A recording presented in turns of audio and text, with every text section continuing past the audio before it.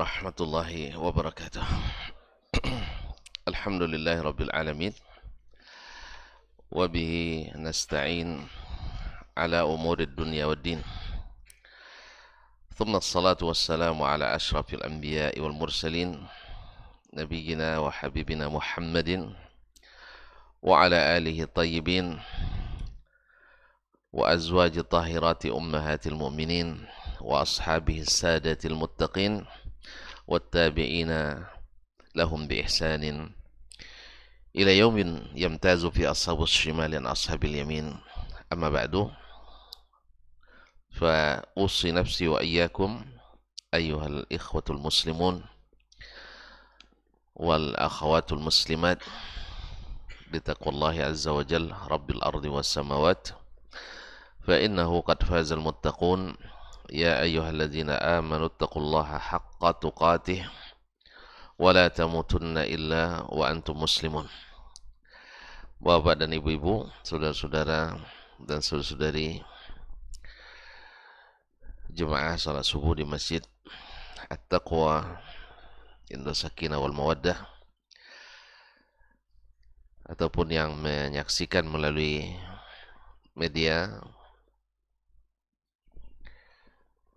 yang meliput ataupun mendengarkan melalui Radio Rabbani 91,1 FM dimanapun berada.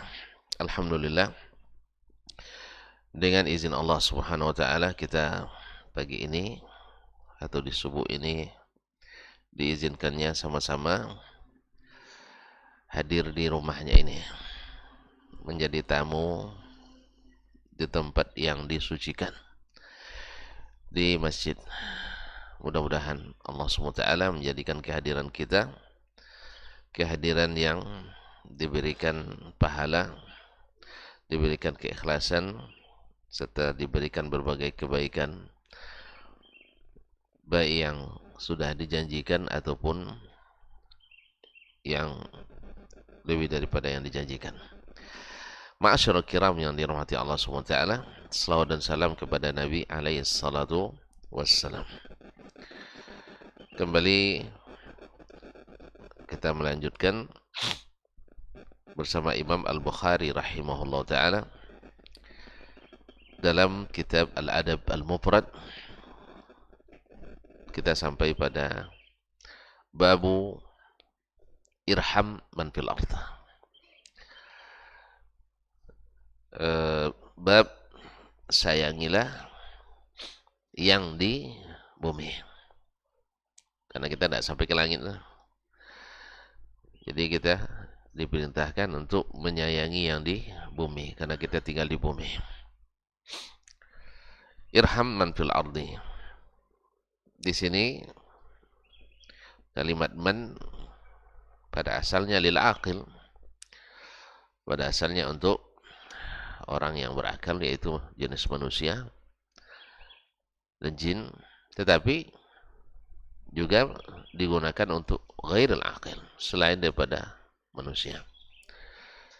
Dan ini yang dimaksud oleh Imam Al-Bukhari, karena di antara hadis yang akan disampaikannya adalah hadis yang berkaitan juga dengan selain menyayangi selain makhluk Allah yang bernama manusia.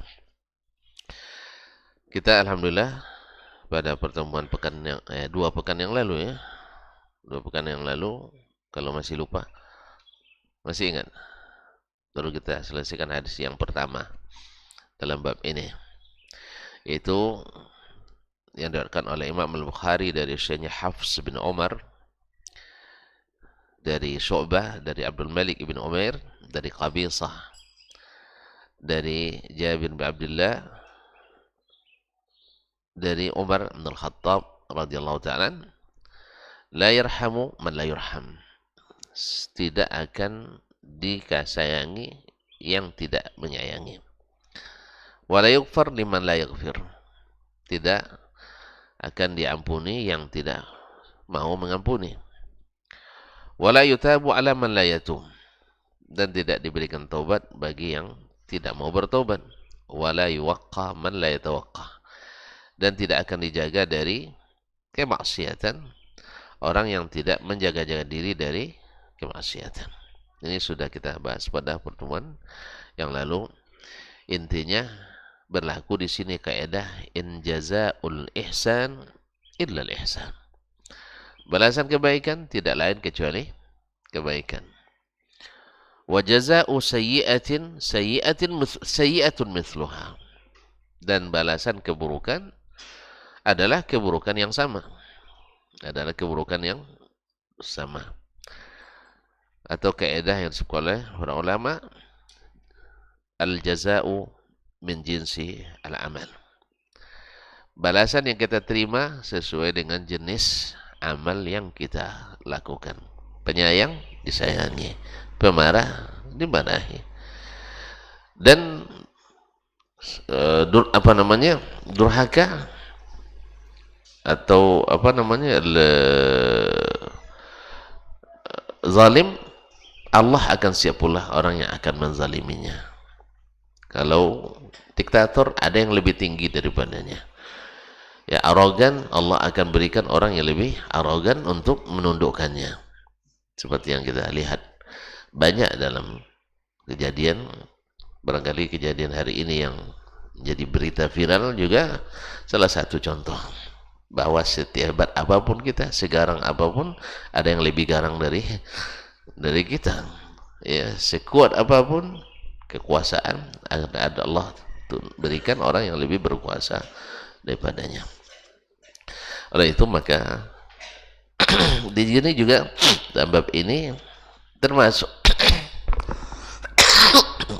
menyayangi juga bersifat umum, manusia baik yang muslim maupun yang bukan muslim, orang Islam atau seluruh orang muslim. Bagaimana menyayangi orang yang tidak muslim? Ya, kita sayang ke mereka dalam kesesatan sehingga kita bersemangat untuk menyampaikan hidayah kepadanya, atau sayang pada mereka dalam menderita lalu kita berikan bantuan yang diperlukan.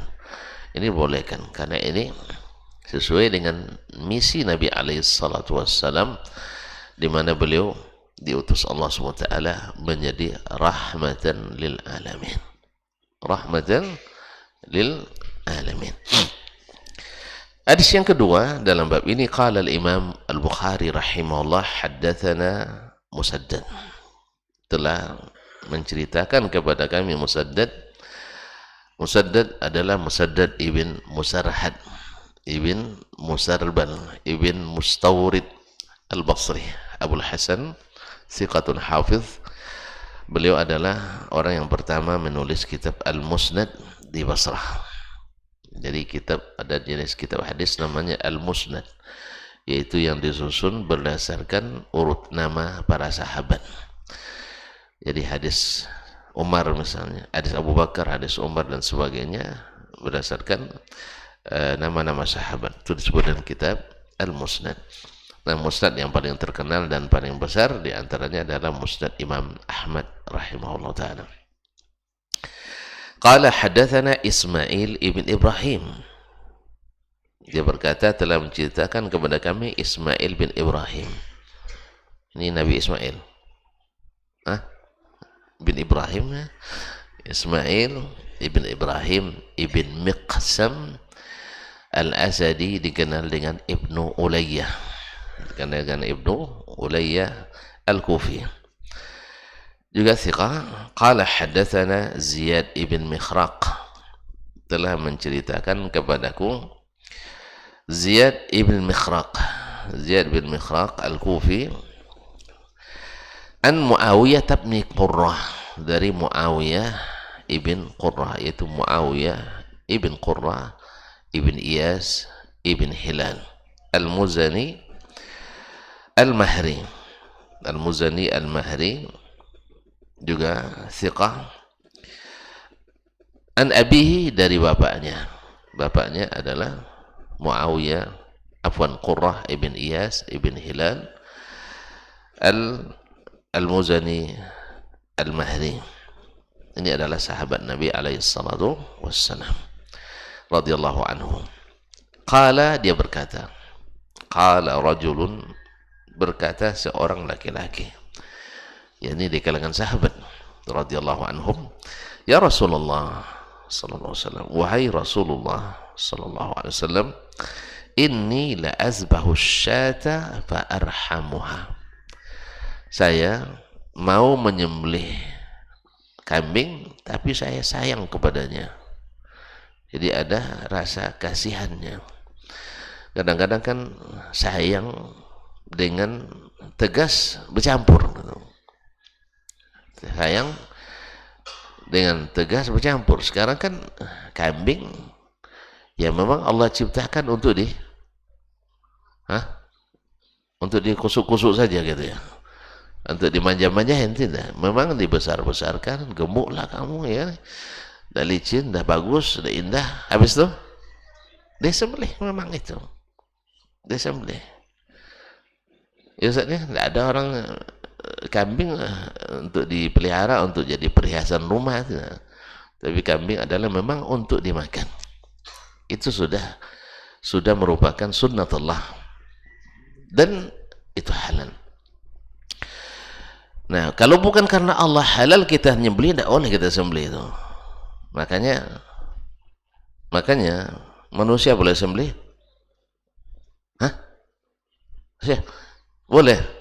Tidak, kadang tidak halal. Tidak boleh. Walaupun badannya gemuk, banyak dagingnya, tidak boleh. Tidak bisa dikorbankan. Ya, atau mungkin tidak berguna lagi, juga tidak boleh. Karena apa? Allah haramkan. Tapi kalau yang namanya hewan, ya seperti kambing dan sebagainya, memang untuk itu. Cuman di saat menyembelih itu ada rasa sayang kita, ada rasa sayang gitu.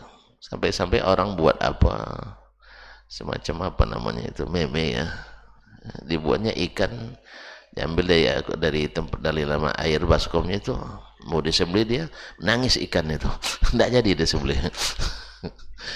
Pandai juga orang ini, nangis kayak bayi dia. Allah musta'an. Kaum muslimin dan musliman, jadi kata sahabat ini, saya nak nyembelih kambing tapi saya kasihan. Tapi apakah kasihan ini membuat kita tak akan menyembelih? Sayang memang. Sayang. Sama juga di saat kita, seorang anak manusia membuat suatu kesalahan, yaitu misalnya perbuatan menghilangkan nyawa orang, baik berencana atau tidak berencana. Kalau di kita kan dibedakan berencana dengan tidak berencana. Ini berencana atau tidak, menghilangkan nyawa orang, konsekuensinya dihilangkan pula nyawa kita, qisas. Kecuali ada harapan dimaafkan oleh ahli waris, dimaafkan oleh wali waris. Walaupun satu orang yang memaafkan dari 100 orang, misalnya ahli warisnya ada 100, yang memaafkan satu, dah gugur hak qisas semuanya. Masya Allah, tabarakallah. Saya masih ingat waktu di Madinah pernah menangani kasus seorang TKW kita membunuh majikannya dengan darah dingin, bukan darah panas, darah dingin. Apa maksud darah dingin itu? Artinya tidak ada menyesalnya sedikit pun nampaknya ya. Baik ketika saya bertemu di Kejaksaan Tinggi waktu itu, interogasi sebelum untuk mengambil BAP ini kan, maupun sampai di pengadilan, saya juga hadir juga di pengadilan waktu sidang, tidak ada menyesalnya, betul-betul dingin darahnya. Padahal yang dibunuh itu punya anak yang masih baik ya, mungkin karena Allah alam tidak ada lagi rahmat dalam hatinya, atau karena kemarahan yang sudah memuncak sehingga hilang sama sekali rasa kasih. Nyesal pun tidak nampaknya. Entah setelah itu Allah alam. Kita anjurkan untuk bertobat pada Allah SWT. Akhirnya diputuskan karena memang betul-betul direncanakan untuk membunuh olehnya, dan sadis, pembunuhannya sadis, na'udzubillah. Ma'asyal kiram dirahmati Allah SWT. Nah, kapan baru dilaksanakan? Tunggu anak yang masih bayi ini mencapai umur balik. Setelah dia balik nanti baru ditanya dimaafkan atau tidak. Dimaafkan atau tidak. Jadi tidak otomatis langsung dieksekusi, tidak. Jadi masih ada waris yang belum bisa ditanya sekarang. Oleh sebab itu kaum muslimin dan muslimat dirahmati Allah, qisas itu bukan masalah mudah, masalahnya masalah berat. Masalah berat. Jadi keputusannya tidak otomatis langsung otomatis eksekusi, tidak. Semuanya, bahkan dari pengalaman yang kami hadapi, hakim pun mengarahkan untuk dimaafkan. Artinya diberikan pandangan-pandangan, nasihat-nasihat bahwa memaafkan itu lebih diutamakan daripada menghilangkan nyawa. Kadang-kadang kan orang ini kan tidak sengaja kan, sama dengan orang marah sama istri, jatuh tolaknya, habis itu nyesal dia kan. Dia kan tidak sengaja. Itu apa boleh buat? Iya. Kalau ditunggu orang menjatuhkan tolak tidak marah, jarang terjadi. Pasti karena marah. Ada orang, dek, kamu cantik sekali, saya tolak ya, tidak mungkin. Pasti ketika kelihatannya jelek waktu itu, buruk waktu itu. Ya, kalau sudah kelihatan buruk, kamu tuh kalau marah lebih parah dari buruk katanya. Dan Allah musta'an. Jadi kaum muslimin dan muslimat, jadi ketika hukum ini dilaksanakan, orang yang eksekutornya ini mesti ada rasa sayangnya juga. Rasa sayangnya. Cuman rasa sayang ini tidak bisa kita kedepankan karena ini eksekusi yang diwajibkan Allah Subhanahu wa ta'ala untuk menjaga kehidupan. Untuk menjaga kehidupan. Oleh sebab itu Allah katakan wala ta'khuzkum bihima ra'fatun fi dinillah. Jangan gara-gara sayang, jangan gara-gara kasihan kamu tidak melaksanakan hukum Allah tabaraka wa ta'ala pada orang yang melakukan pelanggaran ini. Jadi ada orang yang dirajam, apalagi dirajam dilempar dengan batu sampai mati. Kasihan kan? Tapi untuk apa? Supaya di saat ketika hukum berjalan maka manusia aman. Oleh itu kaum muslimin dan muslimat dirahmati Allah, dengan dilaksanakannya hukum qisas seperti ini, alhamdulillah kita tidak akan mendapatkan keamanan seperti yang ada di situ. Misalnya untuk zaman ini yang berani menerapkan qisas itu sebagai undang-undang negaranya adalah Arab Saudi. Maka tercatatlah sebagai negara paling aman di dunia. Tapi kalau paling aman, jangan gara-gara paling aman buka-buka aurat wanita di situ disambar orang juga. Ya kaum muslimin dan muslimat yang ini, karena itu masalahnya aman Ustaz katanya. Tapi kalau perempuan enggak, iyalah antum tengok-tengok kan, siapa yang aman, antum aja di rumah juga enggak aman kok. Kalau udah ditengok-tengok kan. Iya dah. Makanya maka aturannya juga supaya pakaian wanita bila keluar harus tertutup rapat. Nah, cuman kan desakan-desakan dunia internasional hari ini, termasuk mungkin kita juga termasuk yang mendoakan keburukan bagi mereka, akhirnya mereka seperti orang sendiri di seluruh dunia. Coba bayangkan, sendiri di seluruh dunia mewajibkan wanita pakai hijab bila keluar rumah, akhirnya lama-lama longgar juga. Longgar juga, ditambah lagi doa-doa kita yang di sini semoga jatuh kerajaan itu misalnya. Karena banyak juga yang mendoakan tidak lama lagi hancur itu katanya kan. Kenapa? Karena mereka negeri yang menegakkan tauhid, negeri menegakkan sunnah dan menjauhkan bid'ah, lalu disiripkan dan disisipi dengan orang-orang yang liberal, sehingga akhirnya semakin lama semakin akan luntur juga. Karena ibarat sekokoh apapun batu, tapi di titik air saja bisa bikin lubang, apalagi ini seluruh mengarah gitu, seluruhnya mengarah. Coba lihat contoh konkret saja ketika Irak menyerang Kuwait tahun 91, lupa ya, nah 91. Ya, Raja Fahd menelpon, mentelegram 29 pimpinan negara Islam untuk minta solusi dan bantuan. Alhamdulillah tak satu pun berani. Tak satu pun berani. Karena mereka takut sama paman Sam. Karena memang konsepnya di belakang tuh Pak paman Sam memang. Ya, mereka takut semua. Oh, gimana tidak takut? Bagaimana tidak takut?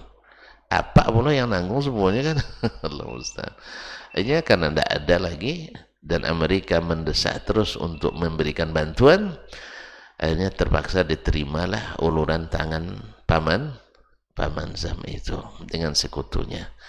Jadi apa boleh buat? Akhirnya terpaksa lah. Dengan kondisi seperti ini ulama mengeluarkan fatwa. Bukan dipaksa, memang kondisi terpaksa. Ya, di saat itu ya umat Islam tidak ada yang berani. Pakistan tidak berani, Indonesia juga tak maaf cu, kalau ceniko tidak tolong lucunya.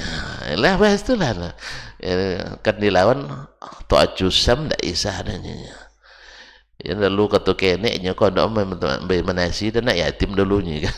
Allah Ustaz. Jadi kaum muslimin dan muslimat di apalagi negara-negara Arab yang lain yang rata-rata sekuler pemimpinnya waktu itu, sampailah di anglonya rasakan sama kamu. Allah Ustaz. Akhirnya terpaksalah uluran tangan bantuan dari paman Sam itu diterima. Kalau begitu menurut pepatah kita ketujuh ayam padi obah. Tahu tak? Tahu padi bila rebah ayam setuju sekali, tak perlu lompat-lompat lagi, tinggal makan. Itu yang dicari-cari oleh Ocu atau paman Sam itu. Kaum muslimin dan muslimat. Nah, pelaksanaan hukum ini harus walaupun ada rasa kasihan. Sebab apa? Kalau mengatakan walakum fil qisasi hayatun ya ulil albab. Bagimu dalam melaksanakan qisas itu adalah menjamin kehidupan. Maka tercatat di dunia internasional negeri teraman di dunia. Dengan qisas itu kita dapatkan tidak ya pengumuman qisas itu diumumkan secara nasional. Orang takut. Kadang dalam setahun nggak ada hukum qisas. Dalam setahun berlalu dari seluruh kerajaan tidak ada hukum qisas. Nah, coba tengok kita tiap hari ada pembunuhan. Ya, tiap hari. Ya, dan di setiap negeri kalau di persentase, na'udzubillah, untunglah Indonesia ini subur gitu. Jadi mati satu lahir 50. Jadi sampai risau pula orang PKKN buatnya. Apa cara menekan pertumbuhan penduduknya? Jadi kiranya rezeki itu kita yang ngatur. Maka rezeki kalau kita yang ngatur semakin payah. Jadi rezeki itu biarkan Allah yang mengaturnya. Makanya kaum muslimin dan muslimat, sejak saya balik-balik berakal, ya saya lihat kampanye pemilihan pemimpin kita selalu masalah ekonomi. Dan alhamdulillah saya tengok seluruhnya gagal mengurus ekonomi. Utang tambah banyak terus. Ya.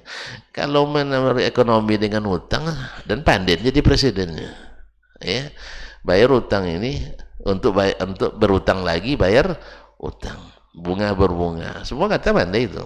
Tapi bagaimana supaya utang minus, kemudian sumber daya alam, sumber daya manusia ini maksimal dimanfaatkan.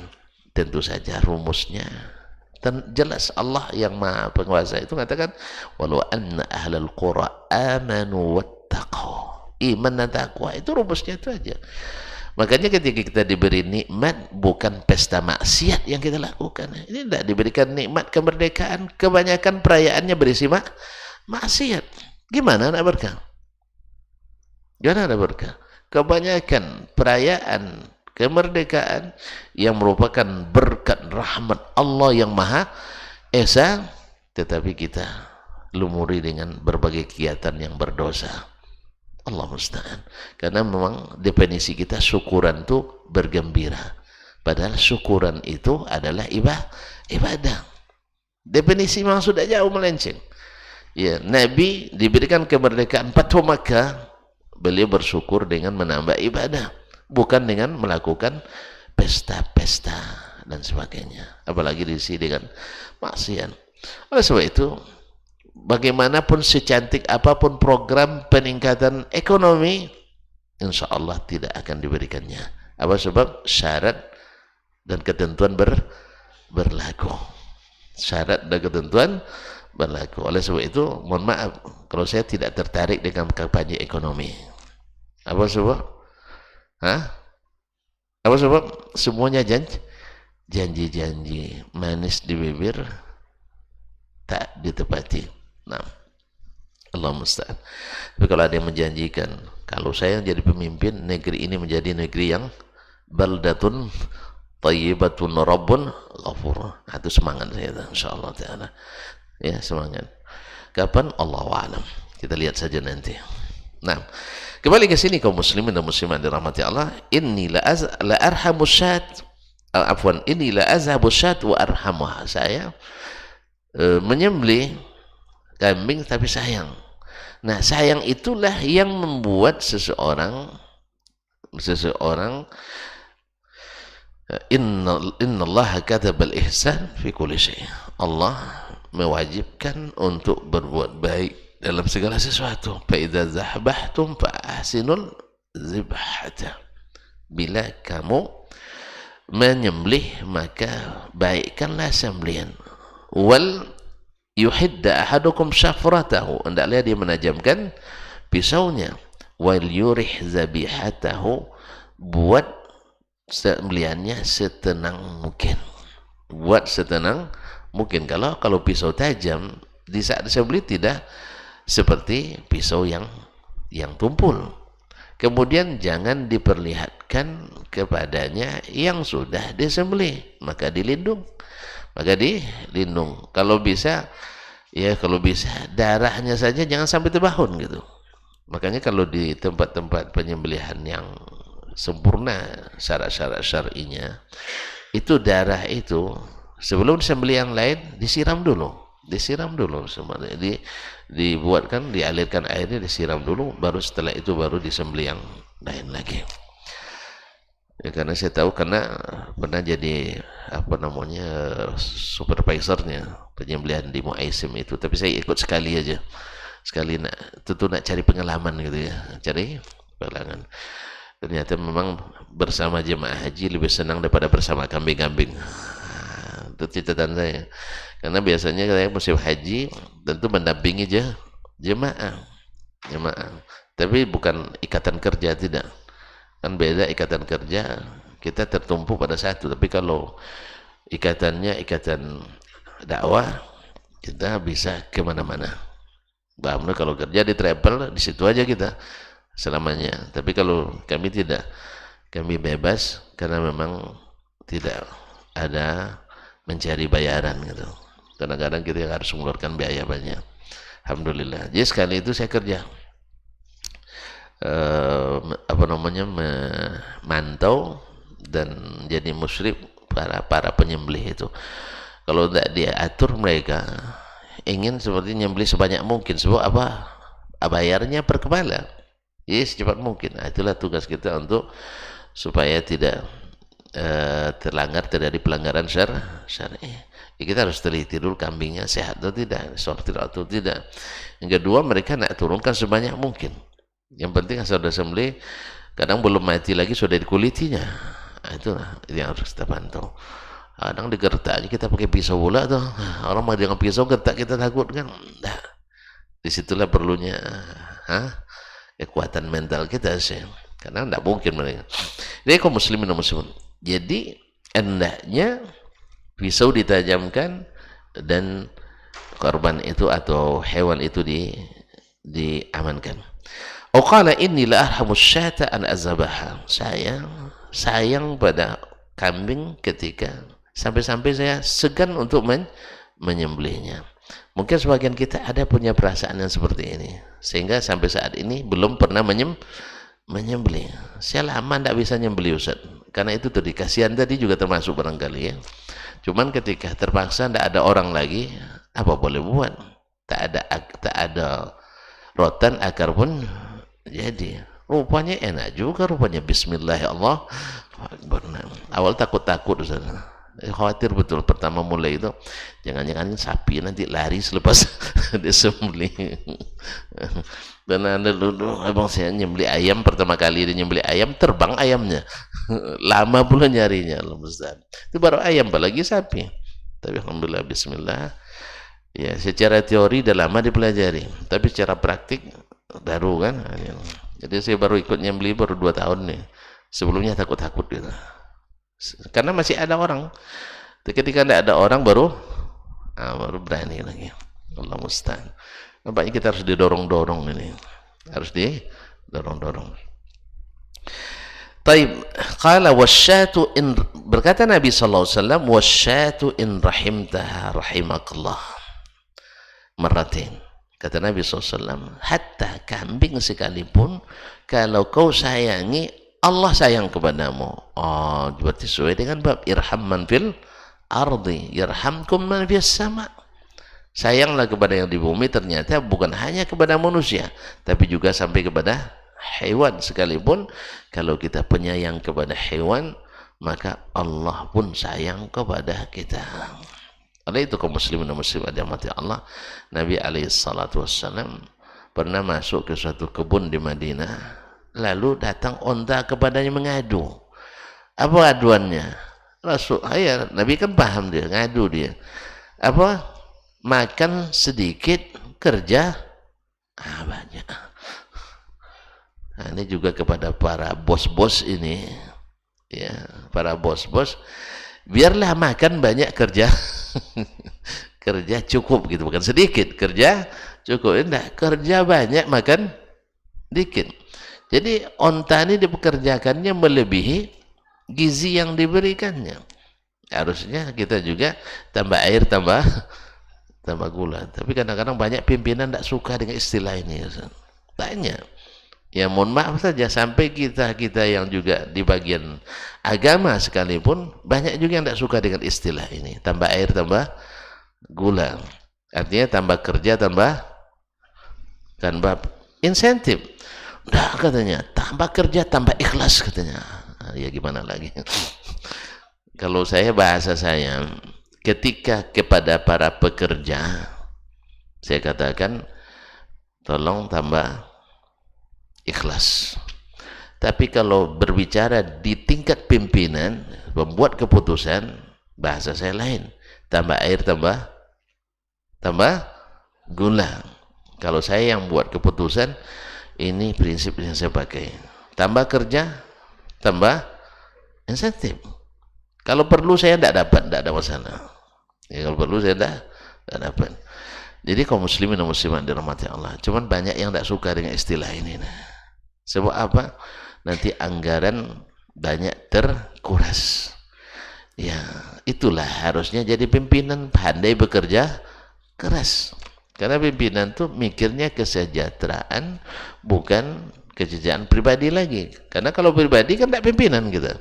Karena keputusan ada di tangan pimpinan. Kalau nak untuk pribadi, itulah para pekerja-pekerja. Oleh itu kaum muslimin dan muslimat dirahmati Allah, kalau manajemen, kalau menaikkan gaji, sebenarnya pimpinan itu teorinya jangan naikkan gajinya, naikkan gaji bawahan. Sebab kalau gaji bawahan naik, otomatis gaji atasan, bila gaji bawahan naik, gaji atasan pasti naik. Tapi kalau gaji atasan naik, gaji bawahan dipotong. Kalau gaji atasan yang dinaikkan untuk mencukupkan gaji atasan, gaji bawahan dipotong. Makanya kalau jadi pimpinan itu seperti itu. Naikkan gaji bawahan, otomatis gaji kita akan terdorong naik. Juga kadang-kadang ini tidak masuk dalam rumus sebagian pimpinan. Sehingga apa? Sehingga akhirnya yang dia dapatkan, orang tak sayang kepadanya. Karena apa? Karena tidak punya sifat penyayang. Dia tidak sayang. Makanya kita kalau sayang kepada orang, orang mesti sayang kepada kita. Bahkan hewan pun kaum muslimin, bila kita sayang kepada dia, tahu tuh siapa yang penyayang itu. Siapa yang penyayang. Kucing pun tahu dia. Ya kucing tahu. Saya Masya Allah, mohon maaf, saya termasuk penyayang kucing juga nih Bang. Karena dari kecil dilatih sama orang tua, sering tidur sama kucing dulu. Subhanallah. Karena mak saya itu sangat sayang sama kucing. Jadi kucing itu punya nama semua, Ustaz. Kadang nama orang dikasih sama mak saya itu nama orang. Ada sampai namanya Yakub pun ada namanya. Jadi subhanallah, saya hari itu pergi ke Bogor, ada acara pertemuan dai waktu itu. Ramai kami Bang, ada sekitar seratusan lah ya. Ramai makan itu. Tapi setiap makan pasti saya dicari kucingnya. Gimana kalian kenal dengan saya? Saya bilang, jangan-jangan ada telepon dengan kucing di Pekanbaru nih. itu Pak Dasman hadir tuh. Jadi subhanallah. Ke saya terus datangnya. Padahal baru pertama kali. Oke lah kalau pertama sudah dikasih sekali, mungkin besok datang lagi kan? Enggak. Ini baru pertama kali saya dicarinya. Berapa ekor kucing? 3 ekor, 4 waktu itu. Semuanya dikeliling saya semua. Nah, ini paham orang ini pasti tahu juga dia wajah-wajah apa ya? Penyayang kucing nih nampaknya. Nah, jangan-jangan sudah Allah beri merek ya. Ini penyayang kucing itu. Ya, walaupun tidak bisa dikasih, tapi setidaknya jangan disakiti. Misalnya tidak bisa dikasih, tapi jangan sampai disakiti. Awak lapar, dia minta pula bagian kita kan. Awak di rantau, dia di putra daerah. Allah mustahil.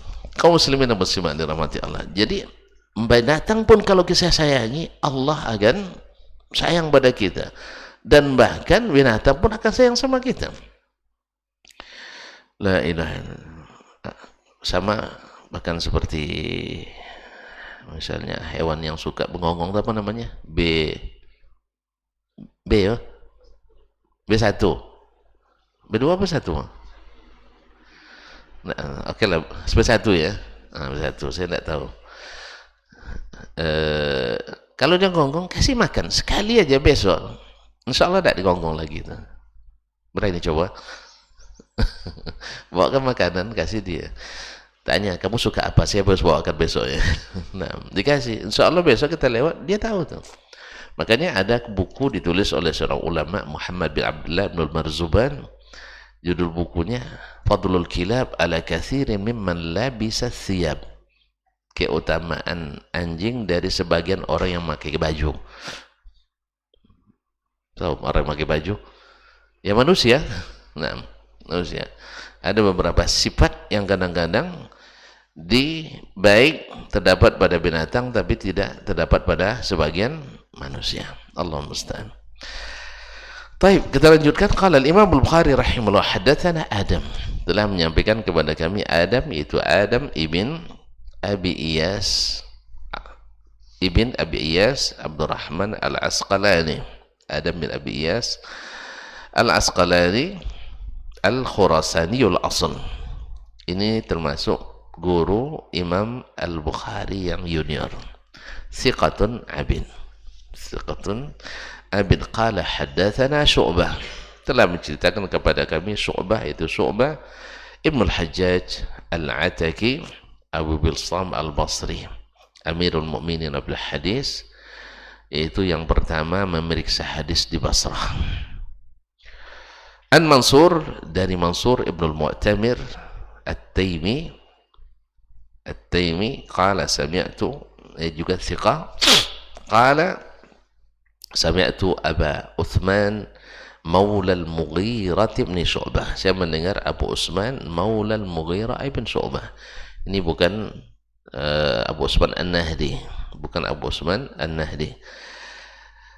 Yaqul sami'tu Abu Hurairah, saya mendengar Abu Hurairah radhiyallahu ta'ala anhu, yaqul, berkata, sami'tu an-Nabiy sallallahu alaihi wasallam as-sadiq al-masduq.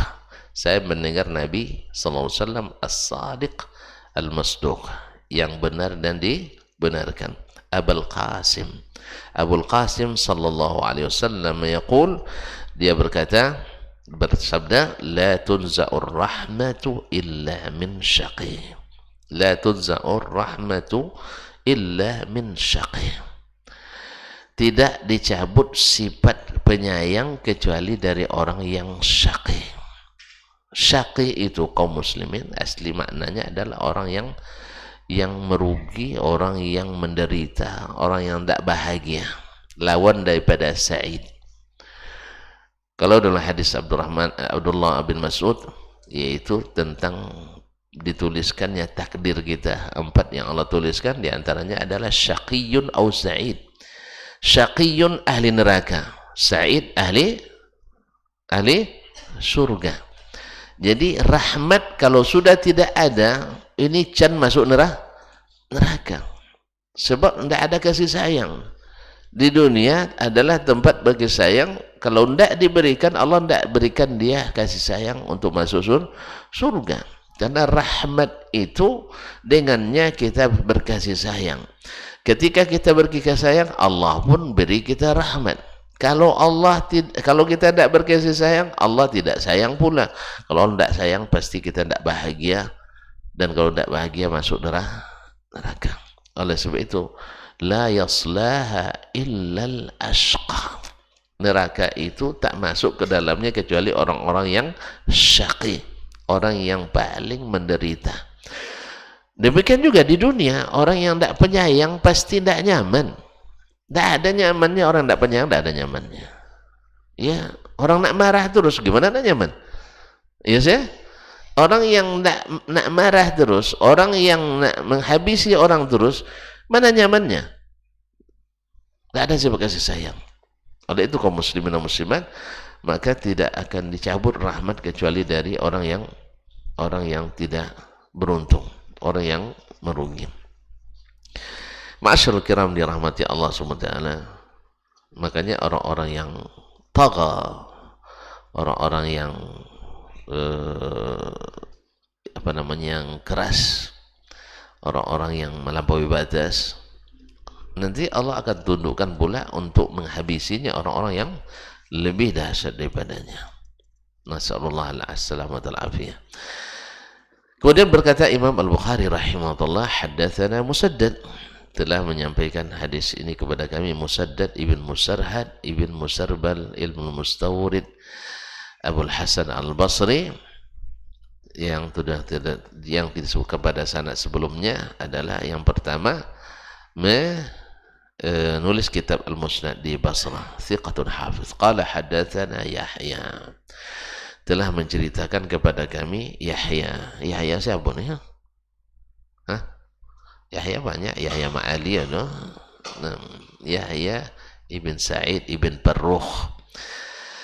Abu Sa'id Al-Khattan Al-Masri adalah salah satu ulama besar hadis di zamannya. Qala an Ismail, dari Ismail. Ismail siapa lagi? Yang tadi Ismail bin Ibrahim, tidak. Ini lebih tinggi daripada yang tadi tabaqatnya. Itu Ismail ibn Abi Khalid Al-Ahmasi, thiqatun thabt. Qala akhbarani Qais, telah menceritakan kepada Qais, yaitu Qais ibn Hazim, juga thiqah. Qala akhbarani Jarir, telah menceritakan kepadaku Jarir, yaitu Jarir bin Abdullah Al-Bajali. Jarir bin Abdullah Al-Bajali, sahabat Nabi SAW, yang kisahnya dalam berkasih sayang kepada hamba Allah ya susah untuk diikuti kebanyakan manusia. Contoh, ketika dia membeli seekor kuda, dikirimnya pekerjanya atau maulanya untuk beli ke pasar kuda, lalu dibawa ke rumahnya COD. COD, apa COD? Yaitu bayar di tempat. Sampai di depan beliau, awalnya sudah sepakat itu 300 dirham. Lalu dia lihat, ini tidak patut 300 ini. Mau tidak saya beli 400? Tentu maulah penjualnya. Lalu ditengok lagi, tawar lagi, mau tidak 500? Sampai akhirnya dia naikkan harganya dari 300 sampai 800 dirham. Jadi tidak ada dalam kamus dia dapat durian runtuh, itu tidak ada. Ya, dia beli, baik orang terdesak tidak terdesak, beli dengan harga yang patut dan pantas. Orang tentu pada umumnya, dan itu boleh. Ya secara hukum fikih boleh. Ya, saya terdesak nih, HP ini harganya mungkin 200.000, tapi karena saya butuh, saya jual 100. Boleh enggak? Sah jual beli? Sah, tak ada masalah. Nah, boleh saya jual. Atau tanah misalnya harga asli 100 juta. Cuman orang kan bayar 100 juta, orang kan tidak mau. Mana orang nak beli tanah? Tapi kalau dikurangi jadi 70 juta, banyak yang berebut, saya kurangi. Karena hak saya. Walaupun saya perlu uang, tapi jual ini kan tidak terpaksa, tidak dipaksa saya menjualnya. Cuman saya terpaksa jual karena saya butuh. Maka secara syar'i boleh saja. Tapi yang punya hati-hati mulia seperti Jarir bin Abdullah, dia katakan tidak. Walaupun ditawarin 300, tapi pantasnya 800. Pernah antum beli kayak gitu? Hah? Beli plastik aja dulu. Berapa neneknya? 2.000. Mau enggak 5.000? Coba aja sekali-sekali beli sayur di pasar itu. Kalau kita sampai 800 dirham mana berani kita Ustaznya. Beli mobil berapa nih? 120 juta. Mau enggak 200 juta? Mana ada kita? Hah? Asli, kalau enggak bisa di ini sayur-sayur aja lah coba dulu. Karena banyak nenek-nenek tua yang jualan itu, kasihan kan? Nah, misalnya berapa sayur, beli pakis misalnya, atau paku ya. Orang kita ini memang kuat-kuat, sayurnya paku, ya, goreng pisangnya batu, minumnya pakai gula pasir, hebat-hebat, keras-keras makanannya. Jadi kaum muslimin dan muslimat dirahmati Allah, dibilangnya ini 3.000 nak katanya, 25.000, nah bayarlah. Nah, sekali ini boleh tidak saya bayar 10.000? Bagi antum 10.000, 5.000 itu kan berapa lah? Ya dah, tapi bagi dia 5.000 itu luar biasa. Lama tuh monongnya itu. Lama tuh monongnya itu. Malaikat tadi yang beli sama saya tuh. Iya. Ya kami juga pernah ngusilin nenek waktu itu di Danau Bingkuang kan. Beli durian bang, 1 peke. Tahu ke peke? Ketidiang. Tambah nak tahu gimana nih? Kombui. Ya gimana lagi ya? Apa bahasanya lagi yang sama? Hah? Keranjang, keranjang yang dari bambu itu. Nah, jadi berapa ini semua? Katanya 165.000 itu ya, 165. Saya tetap bertahan, enggak 150 saya bilang. Enggak mau nenek itu kan, enggak mau dia 150. Akhirnya sepakat lah, biarlah kalau nenek 165, saya kasih 200. Jadi 165 harga duriannya, 35 untuk beli sirih. Ya, mana tahu nenek itu memang kan sirih pakai. Alah, mau temonong dia tuh. Kami udah berangkat, dia belum juga beranjak dari tempatnya. Coba bayangkan. Ya, padahal tadi saya ngotot sekali, sengaja ngerjain gitu. Pokoknya kalau enggak 150 saya enggak bayar. Nah, lama saya tawar menawar gitu. Tapi saya sudah berniat hanya ngerjain saja. Nah, hanya ngerjain aja. Akhirnya saya 200, subhanallah, lama tuh menung dia. Kami udah berangkat, dia masih di situ juga. Perhatikan. Nah, tadi awak ngotot nak minta 150 kan, tiba-tiba dibayar 200 gitu. Demikian bahagianya orang itu. Dan pasti kita lebih bahagia lagi, karena tidak mungkin bahagia kecuali, tidak mungkin membahagiakan kecuali orang yang sudah bahagia. Alhamdulillah. Inilah kasih sayang yang Allah berikan. Nah, Jarir bin Abdullah memberikan itu. Karena memang dia mengatakan, saya berjanji kepada Nabi sallallahu alaihi wasallam ala nushi likulli muslim. Saya berjanji kepada Rasulullah SAW untuk jujur kepada setiap muslim. Nah, di sini juga dia beratkan dari Nabi SAW, man la yarhamun nas la yarhamuhullah. Siapa yang tidak kasihan kepada manusia, Allah tidak kasihan kepadanya. Jadi dia, karena dia ingin kasihan Allah kepadanya, maka dia pun selalu mengutamakan kasihan kepada manusia. Dan itu diantara yang diriwayatkan tentangnya, karena kasihan kepada si penjual, maka dia naikkan harga. Walaupun pada umumnya orang pembeli suka menjatuhkan harga, bukan menurunkan, menjatuhkan harga. Ya. Bapak baju katanya 50, gini aja 50, pasti gitu. Terkejut penjual tuh kan. Nah, kalau enggak balik jangan cito bang ini kan. Gitu. 50 katanya. Ini 5.000 cuma katanya. Rupanya 5.000 tahun 65 Ustaz. Dia beli tahun 2020. Dua. Dia minta 5.000 lagi. Allah musta'an. La haula wala quwwata illa billah. Jadi kaum muslimin dan muslimat dirahmati Allah, singkatnya bahwa bila ini adab ini diterapkan, maka kasih sayang Allah akan banyak diturunkan. Dan bila kasih sayang Allah banyak diturunkan, maka kita akan hidup dalam kebahagiaan, keamanan dan kenyamanan. Tapi bila sudah dicabut, la haula wala quwwata illa billah. Manusia kadang lebih buas dari binatang. Ya, melihat orang, kita bukan justru kasihan, tapi ya justru akan mungkin bergembira melihat orang menderita. Ya, tidak jarang dulu ketika baru naik mobil bang, kata kasih rumus apa namanya yang sopir-sopir travel nih bilang, kamu kalau nak pandai bawa mobil, lihat orang kecelakaan jangan kasihan katanya, matilah kau di situ katanya. Tadi mana pula rumus, untung tak jadi saya terima kaji itu. Jadi katanya kalau lihat orang kecelakaan jangan ditolong, kalau enggak jadi penakut antum jadi katanya. Nah, untung saya tidak terima kaji itu, bahwasanya kita harus dalam menyetir itu selalu mengedepankan kasihan. Ya, lihat orang naik motor depan kita mau cepat pun jangan masuk, karena pasti dia turun ke aspal. Dia pasti turun ke aspal. Jelas ya. Ini kadang-kadang mentang kita besar, mentang mobil kita cepat, akhirnya kita masuk juga sehingga memepet orang. Yang namanya Honda lawan mobil itu ngelak dia, tapi sumpah serapannya akan keluar itu. Macam-macam nanti dibilangnya sama kita itu. Allah musta'an, sampai berdosa pula dia gara-gara gitu kan. Nah, Allah musta'an, semua keluar.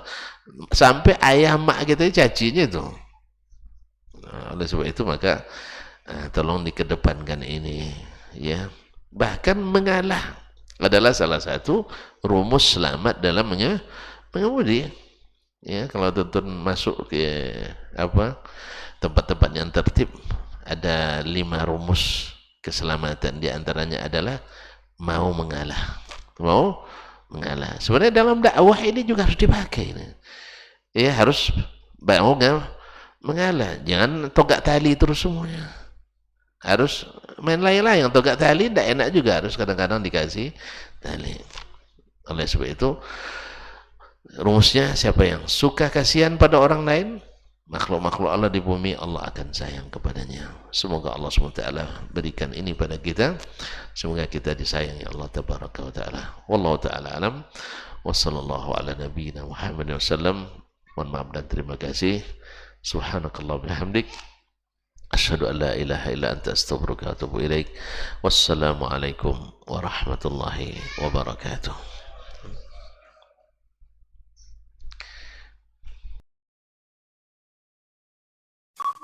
Dr. Dasman Yaya Ma'ali LCMA Hafizahullah, Dr. Helmi Basri LCMA Hafizahullah, Dr. Hidayatullah Ismail LCMA Hafizahullah. Majtama'a qawmun fi baitin min buyutillah yatluna kitab Allah wa yatadarasunahu fima bainahum illa nazalat alaihimus sakinah wa ghasyiyatuhumur rahmah wa haffat bihimul malaikah wa dzakarahumullahu fiman indah.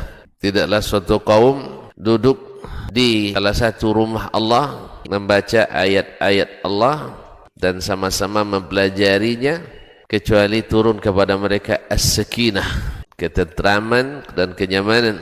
Wa ghasyiyatuhumur rahmah, dan mereka diliputi pula oleh rahmat, kasih sayang dari Allah Subhanahu wa taala. Wa haffat bihimul malaikah, dan mereka pun dikelilingi oleh para malaikat, karena malaikat suka majlis-majlis zikir dan ilmu.